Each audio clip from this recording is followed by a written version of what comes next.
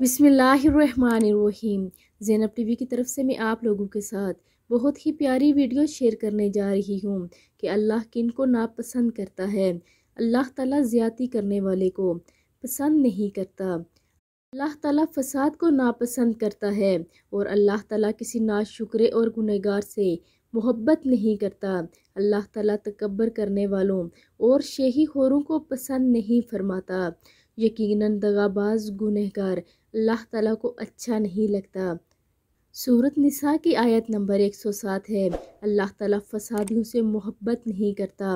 सूरत माइदा की आयत नंबर 64 है, और बेशक अल्लाह ताला हद से निकल जाने वाले को पसंद नहीं करता। अल्लाह ताला खयानत करने वाले को पसंद नहीं फरमाता। अल्लाह गुरूर करने वाले को पसंद नहीं फरमाता।